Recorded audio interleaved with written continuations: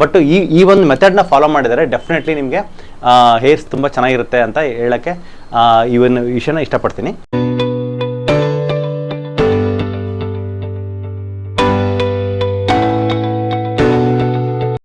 ಸ್ನೇಹಿತರೆ ನಮಸ್ಕಾರ. ಇವತ್ತೊಂದು ವೆರಿ ಇಂಪಾರ್ಟೆಂಟ್ ಟಾಪಿಕ್ಕು ಏನಪ್ಪ ಅಂದರೆ, ನಮ್ಮ ಕೂದಲನ್ನು ನಾವು ತಿಕ್ಕಾಗೆ ಮತ್ತು ಹೆಲ್ತಿಯಾಗಿ ಹೆಂಗೆ ಮೇಂಟೈನ್ ಮಾಡೋದು, ಹೆಂಗೆ ಚೆನ್ನಾಗಿ ಗ್ರೋ ಮಾಡೋದು ಅಂತ. ಇದನ್ನು ತುಂಬ ಜನ ಕಮೆಂಟ್ಸ್ ಹಾಕಿದ್ರಿ. ನನಗೆ ಹೇರ್ ಫಾಲ್ ತುಂಬ ಜಾಸ್ತಿ ಆಗ್ತಿದೆ, ಹೇರ್ ಫಾಲ್ ಹೆಂಗೆ ಅವಾಯ್ಡ್ ಮಾಡ್ಕೊಳೋದು, ಮತ್ತು ನಾವು ಹೇರ್ನ ಹೆಂಗೆ ಚೆನ್ನಾಗಿ ಹೆಲ್ತಿಯಾಗಿ ಗ್ರೋ ಮಾಡೋದು ಅಂತ.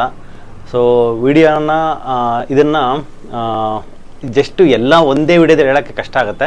ಸೊ ಅದರಲ್ಲಿ ಮೇನ್ ಇಂಪಾರ್ಟೆಂಟ್ ಆಗಿರೋ ಟಿಪ್ಸ್ನ ಪಾರ್ಟ್ 1 ಹೇಳ್ತೀನಿ, ಪಾರ್ಟ್ 2ನಲ್ಲಿ ಇನ್ನೂ ಎಕ್ಸ್ಟೆನ್ಸಿವ್ ಕವರ್ ಮಾಡ್ತೀನಿ.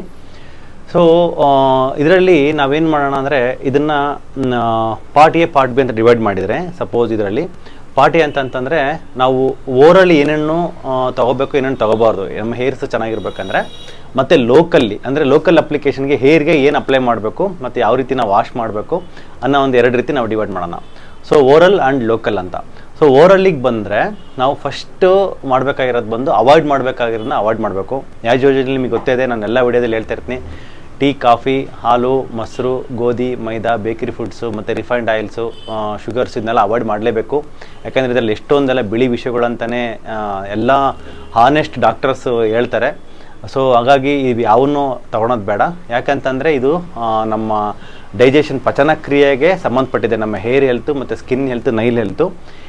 ನಮ್ಮ ಹೇರು ಮತ್ತು ಸ್ಕಿನ್ ಎಷ್ಟು ಹೆಲ್ತಿಯಾಗಿರುತ್ತೋ ಅಷ್ಟು ನಮಗೆ ಏಜಿಂಗು ಸ್ಲೋ ಆಗುತ್ತೆ. ಸೊ ಹಂಗಾಗಿ ಅದನ್ನ ಇಟ್ಕೊಳ್ತಕ್ಕಂಥದ್ದು ನಮ್ಮದು ಒಂದು ವೆರಿ ಇಂಪಾರ್ಟೆಂಟ್ ರೈಟ್ ಅದು. ಮತ್ತು ನಾವು ಮುಖ್ಯವಾಗಿ ಈ ಪಚನ ಕ್ರಿಯೆಯನ್ನು ಹಾಳು ಮಾಡ್ಕೊಳೋದೇ ಈ ಅವಾಯ್ಡ್ ಮಾಡಬೇಕಾಗಿರೋ ಅಂಶಗಳು ಹೇಳಿದ್ನಲ್ಲ, ಅವನ್ನ ನಾವು ಜಾಸ್ತಿ ಕನ್ಸ್ಯೂಮ್ ಮಾಡ್ತಾ ಇರ್ತೀವಿ. ಹಂಗಾಗಿ ಹೇರ್ ಫಾಲ್ ಆಗುತ್ತೆ. ಇವಾಗೆಲ್ಲ ನೋಡ್ತಾ ಇರ್ತೀವಿ, ಚಿಕ್ಕ ಏಜ್ಗೆ 25-30ಗೆಲ್ಲ ಹೇರ್ ಬಾಲ್ಡಿಂಗ್ ಸ್ಟಾರ್ಟ್ ಆಗಿರುತ್ತೆ. ಸೊ ಅದನ್ನು ನಾವು ಅವಾಯ್ಡ್ ಮಾಡ್ಬೋದು, ಪೋಸ್ಟ್ಪೋನ್ ಮಾಡಿ. ಅಟ್ಲೀಸ್ಟ್ ಒಂದು 50-60 ಬಂದರೆ ಅದು ಪರವಾಗಿಲ್ಲ. ಚಿಕ್ಕ ಏಜಿಗೆ ಬಂದು ಅದು ಮನಸ್ಸಿಗೆ ತುಂಬ ಖಿನ್ನತೆಗೊಳಗಾಗಿ ಅದು ಎಲ್ಲರೂ ಒಂದು ಮೊಟ್ಟೆ ಕತೆ ಅಂತ ಮೂವಿನ ಬಂತು, ಎಲ್ಲ ಒಂದು ಆ ಥರ ಒಂದು ಅದನ್ನ ಫನ್ನಿಯಾಗಿ ಈ ಥರ ತೊಗೊಳಕ್ಕೆ ಸ್ಟಾರ್ಟ್ ಮಾಡಿಬಿಡ್ತಾರೆ. ಬೇರೆಯವರು ಅದನ್ನು ಮಾರ್ಕ್ ಮಾಡೋದು. ಅದಕ್ಕೆ ನಾವು ಎಷ್ಟಾಗುತ್ತೋ ಅಷ್ಟು ನಾವು ಪ್ರಯತ್ನ ಪಡೋಣ ನಮ್ಮ ಕೂದಲನ್ನ ಚೆನ್ನಾಗಿ ಇಟ್ಕೊಳ್ಳೋದಕ್ಕೆ, ಗ್ರೋ ಮಾಡೋದಕ್ಕೆ. ಮತ್ತು ಅದನ್ನು ನಾವು ಯಾರಾದರೂ ಇನ್ ಕೇಸ್ ಇದೆಲ್ಲ ಪ್ರಯತ್ನ ಪಟ್ಟು ಆಗಿಲ್ಲ ಅಂತಂದರೆ ಅಟ್ಲೀಸ್ಟ್ ಅದನ್ನ ನಾವು ಅಕ್ಸೆಪ್ಟ್ ಮಾಡೋಣ ಅನ್ನೋ ಥರ.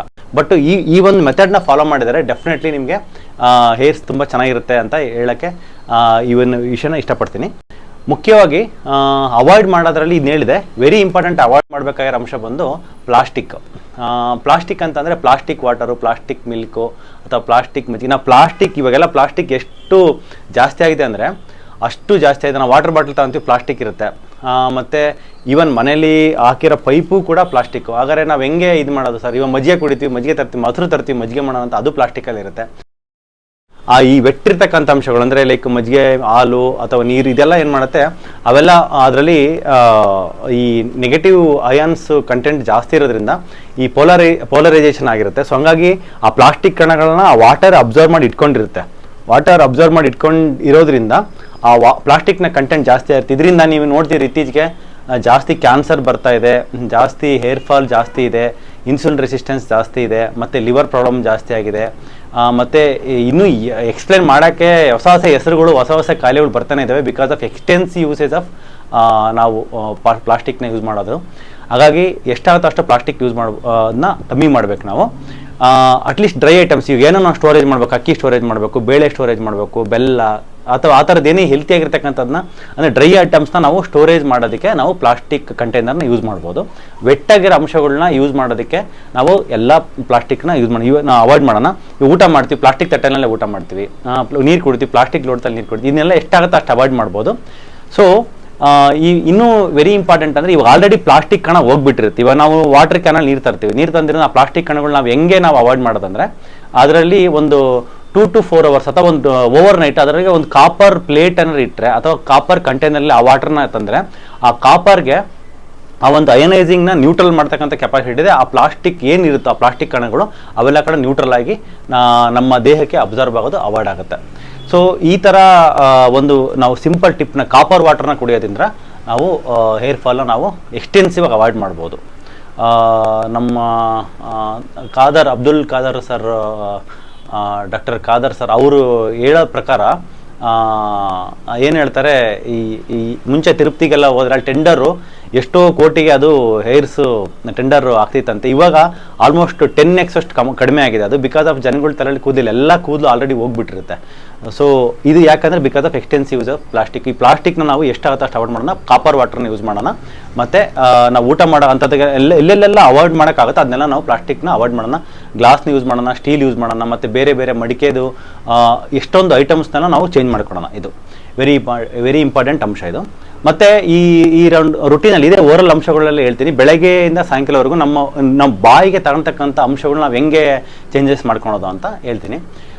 ಫಸ್ಟು ಬೆಳಗ್ಗೆ ಎದ್ದು ಬ್ರಷ್ ಮಾಡಿ ಆದ್ಮೇಲೆ ನಾನು ಯೂಶಲಿ ಎಲ್ಲ ವೀಡಿಯೋದ ಸ್ಟಾರ್ಟ್ ಮಾಡ್ತೀನಿ. ಯಾಕಂದರೆ ಒಂದು ರುಟೀನ್ ಮೈಂಡಿಗೆ ಸೆಟ್ ಆಯ್ತು ಅಂದರೆ ಅದನ್ನು ಸ್ಟೆಪ್ 1 2 3 4 5 ಹಿಂಗೆ ಹೋಗ್ತಾ ಇರುತ್ತೆ.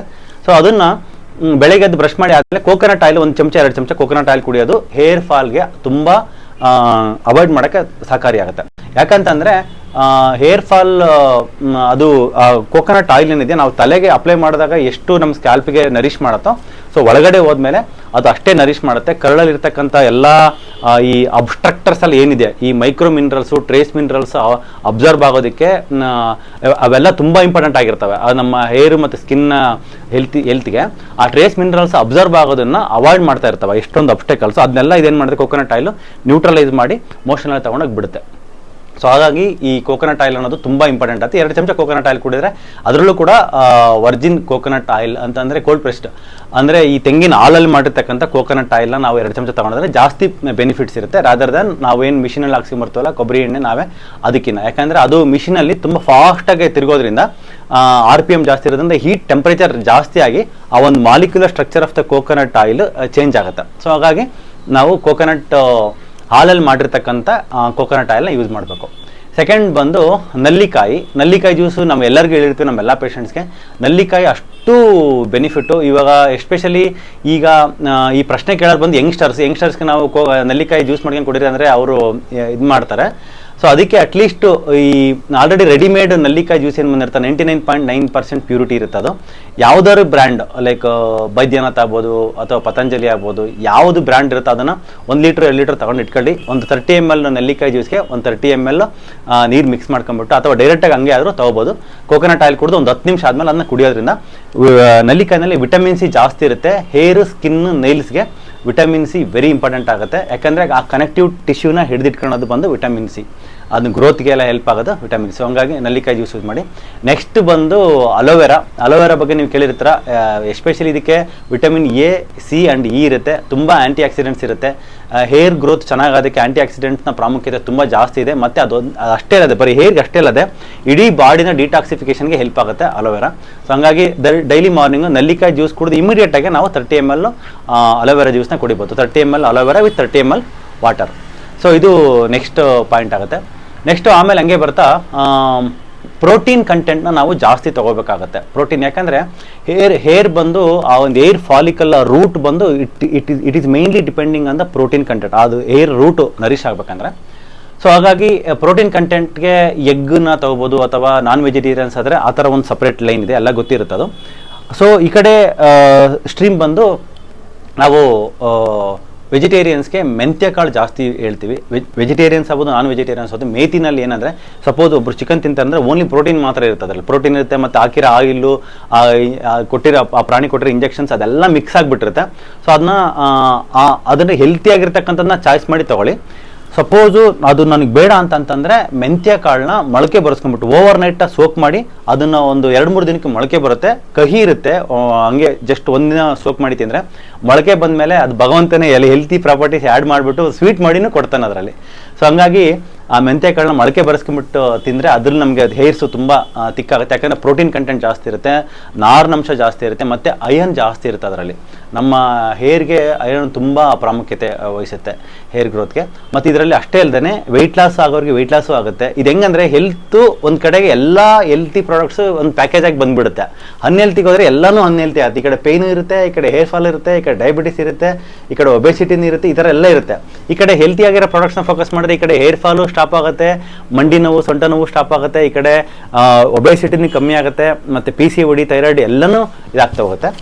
ನೆಕ್ಸ್ಟು ಬಂದರೆ ಇದರಲ್ಲಿ ನಾನು ಕೆಲವು ಡಿಫ್ರೆನ್ಸ್ ಇರ್ತೀನಿ. ನಿಮಗೆ ತುಂಬ ಹೇರ್ ಫಾಲ್ ಆಗ್ತಾ ಇದೆ ಅಂತಂದರೆ ಥೈರಾಯ್ಡ್ನ ಟೆಸ್ಟ್ ಮಾಡಿಸ್ಕೋಬೇಕಾಗುತ್ತೆ. ಯಾಕಂದರೆ thyroid hypothyroidism, thyroid hormone is very important for metabolism of the body. So thyroid start ಆಗಿರುತ್ತೆ. ಸೊ ಬಾರ್ಡರ್ ಇತ್ತು ಅಂತಂದರೆ ಅದಕ್ಕೆ ತಕ್ಕನಾಗಿರ್ತಕ್ಕಂಥ ಡಾಕ್ಟರ್ನ ಕನ್ಸಲ್ಟ್ ಮಾಡಿಬಿಟ್ಟು ಅದಕ್ಕೆ ಒಂದು ಹಾರ್ಮೋನ್ ರಿಪ್ಲೇಸ್ಮೆಂಟ್ ಥೆರಪಿ ಅಂದರೆ ಥೈರೋನಾರ್ಮ್ ಟ್ಯಾಬ್ಲೆಟು ಅದು ತೊಗೋಬೋದು, ಅಥವಾ ಸದ್ಯಕ್ಕೆ ಒಂದು ಸ್ವಲ್ಪ ಸಪ್ಲಿಮೆಂಟ್ಸ್ ಆದ್ರೂ ತೊಗೋಬೋದು, ಲೈಕ್ ಅಯೋಡಿನ್ ಸಪ್ಲಿಮೆಂಟ್ಸು ಅಥವಾ ಒಂದು ಟೈರೋಸಿನ್ ಅಂತ ಒಂದು ಅಮೈನೋ ಆಸಿಡ್ ಇದೆ ಅದರ ಸಪ್ಲಿಮೆಂಟ್ಸ್ ತೊಗೊಂಡು ಬಾರ್ಡ್ರಲ್ಲಿರೋ ಥೈರಾಯ್ಡ್ ಅಥವಾ ಸ್ವಲ್ಪ ಶಾರ್ಟ್ ಆಗಿರುತ್ತೆ ಸ್ವಲ್ಪ ಡಯಟ್ ಮಾಡಿಕೊಂಡು ಆ ಥೈರಾಯ್ಡ್ನ ವಾಸಿ ಮಾಡ್ಕೊಳಕ್ಕೆ ಸಪೋರ್ಟ್ ಆಗುತ್ತೆ.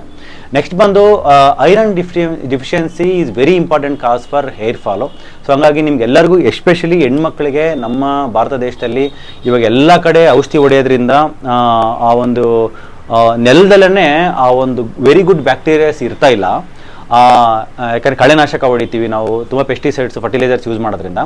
ಸೊ ಹಂಗಾಗಿ ನೆಲದಲ್ಲೇ ಇಲ್ಲ ಅಂದರೆ ಆ ಸೊಪ್ಪಲ್ಲೂ ಕೂಡ ಬರೋದಿಲ್ಲ. ಇದು ಎಷ್ಟಾಗುತ್ತೋ ಅಷ್ಟು ಆರ್ಗ್ಯಾನಿಕ್ಕಿಗೆ ಹೋಗಿ ಆಮೇಲೆ ಅಯನ್ ಕಂಟೆಂಟನ್ನು ಹೆಣ್ಮಕ್ಳಿಗೆ ತುಂಬ ಕಮ್ಮಿ ಇರುತ್ತೆ ಬಿಕಾಸ್ ಆಫ್ ಇದೆಲ್ಲ ಓವರ್ ಆಲ್ ನಮ್ಮದು ವರ್ಲ್ಡ್ನ ಸೋ ಕಾಲ್ಡ್ ಫಾಸ್ಟ್ ಡೆವಲಪ್ಮೆಂಟ್ ಮಾಡರ್ನೈಸೇಷನಿಂದ. ಸೊ ಐರನ್ ಕಡಿಮೆ ಇದ್ದರೆ ನಿಮಗೆ ಐರನ್ ಟೆಸ್ಟ್ ಮಾಡ್ಕೊಳ್ಳಿ. ನಿಮಗೆ ಸುಸ್ತಾಗ್ತಾಯಿದೆ ಅಂತಂದರೆ ಡೈರೆಕ್ಟಾಗಿ ಐರನ್ ಸಪ್ಲಿಮೆಂಟ್ನ ನೀವು ತೊಗೋಬೋದು.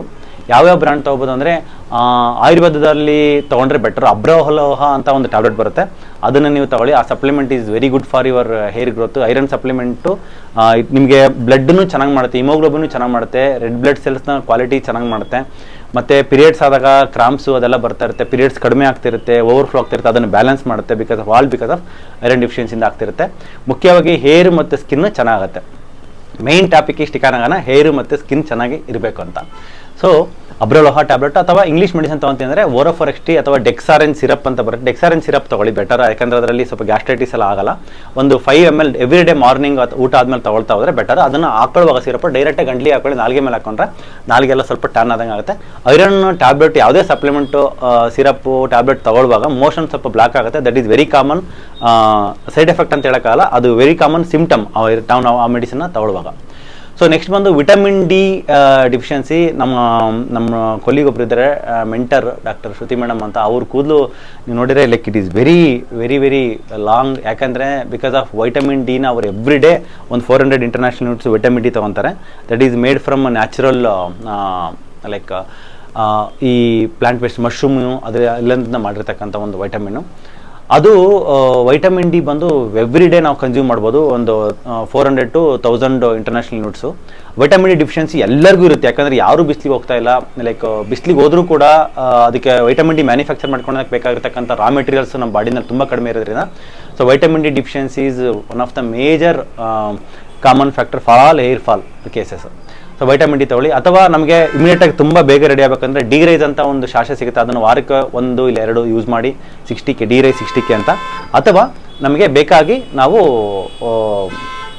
ವೈಟಮಿನ್ ಡಿ ಇಂಜೆಕ್ಷನ್ಸ್ ಅರಾಚಿಟಲ್ 6 lakhs ಅಂತ ಇಂಜೆಕ್ಷನ್ ಸಿಗುತ್ತೆ, ಅದನ್ನು ನಾವು like once in a month ಒಂದು 3-4 months ತೊಗೋಬೋದು. ನಾವು ಅದನ್ನು ತೊಗೊಂಡು ವೈಟಮಿನ್ ಡಿ ಡಿಫಿಷಿಯನ್ಸಿ ಕರೆಕ್ಷನ್ ಮಾಡಿಕೊಂಡು ಹೇರ್ ಫಾಲ್ ಅವಾಯ್ಡ್ ಮಾಡ್ಕೋಬೋದು. ನೆಕ್ಸ್ಟು ಬಂದು ಈ ಥರ ಎಷ್ಟೊಂದು ಲೈಕ್ ಓರಲ್ ಪಾಯಿಂಟ್ಸ್ನ ಹೇಳಿದ್ದೀನಿ. ಸೊಪ್ಪಿಗೆ ಬಂದರೆ ಮೆಂತ್ಯ ಸೊಪ್ಪು is very good for hair fall. ಮೆಂತ್ಯ ಸೊಪ್ಪು ಯಾಕಂದ್ರೆ ಅಯನ್ ಜಾಸ್ತಿ ಇರುತ್ತೆ ಮತ್ತು ಫೈಬರ್ ಜಾಸ್ತಿ ಇರುತ್ತೆ. ಮೆಂತ್ಯ ಸೊಪ್ಪು is very very important for hair fall, ಯಾಕಂದರೆ ಅಯನ್ ಆಂಟಿ ಆಕ್ಸಿಡೆಂಟ್ಸು ಫೈಬರ್ ಎಲ್ಲ ತುಂಬ ಜಾಸ್ತಿ ಇದ್ದಾರೆ ಅದರಲ್ಲಿ. ಅದು ನಿಮಗೆ ಎವ್ರಿ ಡೇ ಯೂಸ್ ಮಾಡಿ ಮೆಂತ್ಯ ಸೊಪ್ಪನ್ನ. ಮೆಂತ್ಯ ಕಾಳ್ದು ಹೇಳಿದ್ನಲ್ಲ, ಅದು ಒನ್ ಆಫ್ ದ ರಾಮಬಾಣ ಹೇರ್ ಫಾಲ್ಗೆ. ಸೊ ಈ ಥರ ಬರುತ್ತೆ. ದಯವಿಟ್ಟು ಕಾಫಿ ಮತ್ತು ಟೀ ಮಾತ್ರ ಕುಡಿಯೋಕೆ ಹೋಗ್ಬೇಡಿ. ಹೇರ್ ಫಾಲ್ ಅಂತೂ ಖಂಡಿತವಾಗ್ಲೂ ಕಮ್ಮಿ ಆಗಲ್ಲ, ಯಾಕಂದರೆ ಪಿತ್ತ ಜಾಸ್ತಿ ಆಗುತ್ತೆ, ಡೈಜೆಷನ್ ಪ್ರಾಬ್ಲಮ್ ಆಗುತ್ತೆ, ಮತ್ತು ನಮ್ಮ ಬಾಡಿಗೆ ಬೇಕಾಗಿರ್ತಕ್ಕಂಥ ಅಯನ್ ಅಬ್ಸಾರ್ಪ್ಷನ್ ತುಂಬ ಅವಾಯ್ಡ್ ಆಗುತ್ತೆ. ಸೊ ಕೆಲವರು ಈಗ ಚಿಕನ್ ತಿಂದಿರ್ತಾರೆ, ನಾನ್ ವೆಜ್ ತಿನ್ನೋರಿಗೆ ಯೂಶಲಿ ಐರನ್ ಡಿಫಿಷಿಯನ್ಸಿ ಇರಬಾರ್ದು. ನಮ್ಮ ಪೇಷಂಟ್ಸ್ಗೆ ಎವ್ರಿ ಡೇ ನಾವು ಬ್ಲಡ್ ರಿಪೋರ್ಟ್ ಮಾಡಿದಾಗ ಐರನ್ ಡಿಫಿಷಿಯನ್ಸಿ ಬರ್ತಾ ಇದೆ. ಯಾಕಂದರೆ ನಾನ್ ವೆಜ್ ತಿಂತಾರೆ ಬಟ್ ಆಮೇಲೆ ಟೀ ಕುಡಿದಿರ್ತಾರೆ, ಲೈಕ್ ಇದರ ವಿತಿನ್ 48 hours ಟೀ ಕುಡಿದ್ರೆ ಅದು ಏನಾಗುತ್ತೆ, ಐರನ್ ಎಲ್ಲ ಬಾಡಿನಲ್ಲೇ ಅದು ಲೈಕ್ ಬೈಂಡಿಂಗ್ ಮಾಡಿಬಿಡುತ್ತೆ ಸ್ಟೊಮಕ್ಕಲ್ಲೇ, ಐರನ್ ಅಬ್ಸಾರ್ಬ್ ಆಗಬಾರ್ದು ಅಂತ. ಯಾಕಂದರೆ ಅದರಲ್ಲಿ ಟ್ಯಾನಿನ್ ಅಂತ ಒಂದು ಕೆಮಿಕಲ್ ಇರುತ್ತೆ ಟೀಯಲ್ಲಿ, ಟ್ಯಾನಿಕ್ ಆಸಿಡ್. ಸೊ ಅದು ಆ ಥರ ಮಾಡ್ತಾಯಿದೆ. ಸೊ ಈ ಥರ. ನೆಕ್ಸ್ಟ್ ಬಂದು ಸೊಪ್ಪು ಬಂದು ನುಗ್ಗೆ ಸೊಪ್ಪು, ಮೊರಿಂಗಾ. ಅದು ನುಗ್ಗೆ ಸೊಪ್ಪು ನೀವು ಯೂಸ್ ಮಾಡೋಕ್ಕಾದ್ರೆ ಯೂಸ್ ಮಾಡಿ, ಫ್ರೆಶ್ ಆಗಿರೋದು ತಂದು ಅದನ್ನು ಬೇಯಿಸ್ಬಿಟ್ಟು ಕುದಿಸ್ಕೊಂಡ್ಬಿಟ್ಟು ಕುಡೀರಿ. ಅಥವಾ ಸೊಪ್ಪನ್ನ ವಾರಕ್ಕೆ 1-2 ಸರಿ ತಿನ್ನಿ ಬೇಯಿಸ್ಕೊಂಡ್ಬಿಟ್ಟು. ಹಸಿ ತಗೊಳಕ್ಕಾಗಲ್ಲ, ಯಾಕಂದರೆ ಹಸಿ ತೊಗೊಂಡ್ರೆ ತುಂಬ ಪರ್ಗೇಷನ್, ತುಂಬ ಬೇದಿ ಆಗುತ್ತೆ ಅದರಲ್ಲಿ. ಅಥವಾ ನಾವು ಮೊರಿಂಗಾ ಕ್ಯಾಪ್ಸೂಲ್ ಬರುತ್ತೆ, ಆಲ್ರೆಡಿ ಅದನ್ನು ಡ್ರೈ ಮಾಡಿ ಅದನ್ನು ಕ್ಯಾಪ್ಸೂಲ್ ಫಾರ್ಮೆಟಲ್ಲಿ ಇರುತ್ತೆ. ಮೊರಿಂಗಾ ಕ್ಯಾಪ್ಸೂಲ್ ಡೈಲಿ ಬೆಳಗ್ಗೆ 2 ರಾತ್ರಿ 2 ಊಟ ಆದಮೇಲೆ ತೊಗೋಬೋದು, ಇದಾಗುತ್ತೆ. Next very important vitamin for hair growth and hair ಥಿಕ್ನೆಸ್ಗೆ ಬಂದು ಬಯೋಟಿನ್ ಅಂತ, ವಿಟಮಿನ್ B7 ಅಂತ ಕರಿತೀವಿ. This is very crucial for hair root strong ಆಗೋದಕ್ಕೆ. ಸೊ ಹಂಗಾಗಿ ಅದು ಬಂದು ಮಶ್ರೂಮಲ್ಲಿ ಜಾಸ್ತಿ ಇರುತ್ತೆ, ಮತ್ತು ಈ ಕೆಲವೊಂದು ಸೊಪ್ಪಲ್ಲೆಲ್ಲ ಜಾಸ್ತಿ ಇರುತ್ತೆ, ಅದು ಜಾಸ್ತಿ ಯೂಸ್ ಮಾಡಿ ತುಂಬ ನಿಮಗೆ ಸಪೋರ್ಟ್ ಆಗುತ್ತೆ. ನೆಕ್ಸ್ಟ್ ಬಂದು ನಾನು ಫಸ್ಟೇ ಹೇಳಿದೆ ಕಾಪರ್ ವಾಟರ್ ಎಷ್ಟಾಗುತ್ತೆ ಅಷ್ಟೇ ಕಾಪರ್ ಬಾಟ್ಲೆಲ್ಲ ಇಟ್ಕೊಂಡು ಕುಡೀರಿ, ಅಥವಾ ನೈಟಲ್ಲಿ ನಿಮ್ಮ ಮನೆಯಲ್ಲಿ ಒಂದು ಯಾವುದೋ ವಾಟರ್ ಕಂಟೈನರ್ ಇದೆ, ವಾಟರ್ ಸ್ಟೋರ್ ಮಾಡಿದೆ, ಅದರಲ್ಲಿ ಒಂದು ಕಾಪರ್ ಪ್ಲೇಟ್ ಇಟ್ಬಿಡಿ. ಅದರಲ್ಲಿ ಬಂದಿರೋ ಪ್ಲಾಸ್ಟಿಕ್ ಕಣಗಳೆಲ್ಲ ನ್ಯೂಟ್ರಲೈಸ್ ಆಗಿ ಅದು ಕ್ವಾಲಿಟಿ ಕಳ್ಕೊಳುತ್ತೆ. ಆಗ copper water it is very good. ಇನ್ನೊಂದು ಸ್ಟ್ರಕ್ಚರ್ಡ್ ವಾಟರ್ ಅಂತ ಕರಿತೀವಿ. ಸ್ಟ್ರಕ್ಚರ್ಡ್ ವಾಟರ್ ಅಂದರೆ ಅದು ಮಾಡೋದು ಏನು ಕಷ್ಟೇನಲ್ಲ. ಒಂದು ಗ್ಲಾಸ್ ಜಾರ್ಗೆ ಒಂದು 1 ಲೀಟ್ರ್ 2 ಲೀಟ್ರ್ ಗ್ಲಾಸ್ ಜಾರ್ಗೆ ನೀರನ್ನ ಒಂದು 2 ಅವರ್ ನಾವು ಬಿಸಿಲಲ್ಲಿ ಇಡಬೇಕು. ಬಿಸಿಲಲ್ಲಿಟ್ಟು ಅದನ್ನು ಸ್ಟ್ರಕ್ಚರ್ಡ್ ವಾಟರ್ ಅಂತ ಕರಿತೀವಿ. ಯಾಕಂದರೆ ಇಷ್ಟೆಲ್ಲ ಫಿಲ್ಟರ್ಗೆ ಹೋಗಿ ಅಲ್ಲಿ ಲೈಕ್ ನಮಗೆ ಬರ್ತಕ್ಕಂಥ ವಾಟರ್ ಅಲ್ಲಿ ಫಿಲ್ಟರ್ ಆಗಿ ಪ್ಲಾಸ್ಟಿಕ್ ಕಂಟೈನರಲ್ಲಿ ಹೋಗಿ ಇಷ್ಟೆಲ್ಲ ಆಗಿ ವಾಟರ್ನ ಮಾಲಿಕ್ಯುಲರ್ ಸ್ಟ್ರಕ್ಚರು ಸ್ವಲ್ಪ ಚೇಂಜ್ ಆಗಿರುತ್ತೆ. ಅದು ಲೈಕ್ ಅದನ್ನು ನಾವು ಸನ್ಲೈಟ್ಗೆ ಎಕ್ಸ್ಪೋಸ್ ಮಾಡಿದ್ದಾದರೆ ಅದು ಮತ್ತೆ ರೀಸ್ಟ್ರಕ್ಚರ್ ಆಗುತ್ತೆ. The structured water is very good for not only for hair and skin, it is very good for entire body. ಮತ್ತು ಎನರ್ಜಿ ಸಿಗುತ್ತೆ, ಎನರ್ಜೈಸ್ಡ್ ವಾಟರ್ ಆಗುತ್ತೆ ಸನ್ಲೈಟಲ್ಲೇ ಇದು ಇಟ್ಟು ಬರುವಾಗ. ಸೊ ಇನ್ನೂ ಎಷ್ಟೊಂದು ಪಾಯಿಂಟ್ಸ್ ಇದೆ ಇದರಲ್ಲಿ. ನಾನು ಸದ್ಯಕ್ಕೆ ಕೆಲವು ಪಾಯಿಂಟ್ಸ್ ಮಾತ್ರ ಹೇಳಿದ್ದೀನಿ. This are all for oral points. ಅಂದರೆ ನಾವು ಬಾಯಿಯೊಳಗೆ ಕನ್ಸ್ಯೂಮ್ ಮಾಡ್ತಕ್ಕಂಥ ವಿಚಾರಗಳನ್ನ ನಾವು ಏನೇನೆಲ್ಲ ಚೇಂಜಸ್ ಮಾಡಿಕೊಂಡ್ರೆ ನಮಗೆ ಹೇರ್ ಫಾಲು ಅವಾಯ್ಡ್ ಆಗಿ ಏರ್ ತಿಕ್ಕಾಗುತ್ತೆ ಅಂತಕ್ಕಂಥ ಪಾಯಿಂಟ್.